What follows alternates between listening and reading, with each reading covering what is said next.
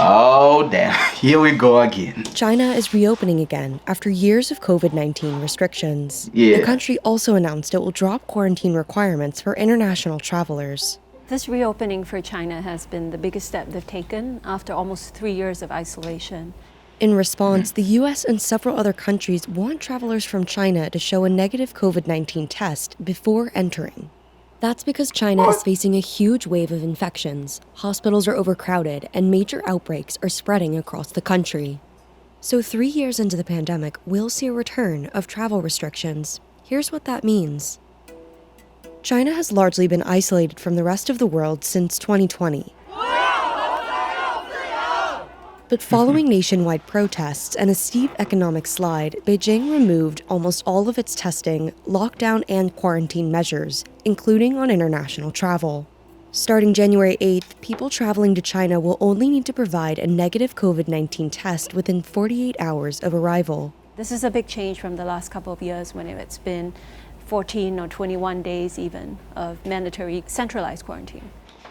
If you never had to quarantine, good for you, man. That stuff sucks. Like, yo, it was the worst period of my time, of my life, having to stay inside for like 2 weeks. If you never had to do this, good for you. But COVID-19 cases began to surge soon after restrictions were lifted, and many pharmacies in major cities ran low on medication. Scientists say it's easy for existing variants of the virus, like Omicron, to spread quickly in a place where few people had been previously infected. We've seen the virus spread like wildfire across the country. You're seeing hospitals often get inundated with COVID patients, particularly the elderly. And then you're also seeing like factory owners complaining because many of their workers have been sick with COVID, and it spread so quickly that very often it's like 30 or 40% of their workforce out at one time. Wow. For travelers from China, yeah, that would suck, man. Like losing 30% of your work stuff, man. Especially like with the pressure that comes with January and how much you need a lot of your employees at work to be able to meet demand and do what you have to do, to lose such a big number. It's not fun, but what this means for the world is going to be interesting moving forward, because I'm not, okay, fine, like I have no option, but like I don't want to do another lockdown. That means new challenges when flying to other countries. The US, India, Italy, and Japan were some of the countries that immediately imposed new restrictions for incoming travelers from China. US health officials said China was providing limited data on the surge.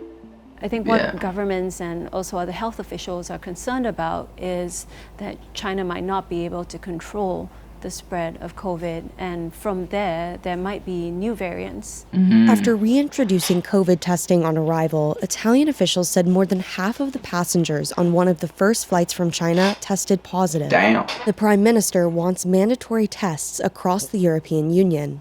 Perché noi sappiamo che possiamo farlo per i voli che arrivano direttamente dalla Cina, ma non per esempio con quelli che arrivano via scalo. China has responded by calling for other countries to prioritize the economic benefits of travel.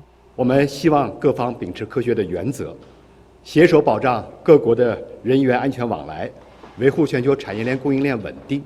While countries continue to monitor... Yeah, you know, like that's a tricky part, because they've been isolated for the past 3 years, and if you've been following the news, you'd know that China's been struggling economically. So for them, like they're in a tight spot where they're like, yo, we need these people to leave so they can go make money and send back money and we can do all this money thing. But then also for the world, it's like, whoa. We've just turned around our economies and trying to move forward. We don't want to deal with this COVID stuff anymore. And it's a tricky position to be held in. For developments, more restrictions may be in store for travelers coming from China. I think these travel restrictions are a road bump, but not a wall, because people have been locked down in China for almost 3 years. There's a huge pent-up demand for travel globally. A day after China said that they would lift the border restrictions, we saw Trip.com, which is a huge travel provider in China. They were saying outbound travel bookings were up almost 300%. Because there's so much pent-up demand, I just don't see it as a very big restriction at all.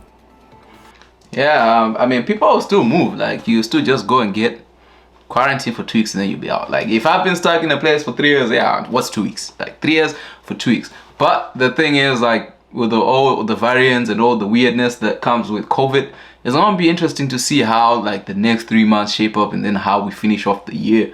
Because I don't know. I don't think we would have another lockdown. That wasn't fun the last time it happened, but I don't know. We'll definitely have to wait and see. It's a wait and see approach that we all have to take. What are your thoughts? Do you think that we're gonna have another lockdown 23, man? Like, ever since the world turned into the 20s, it's just not been fun. Like, you know. But who knows, man? We might have a good time. We'll see what happens. Anyway, I'll see you guys in the next one.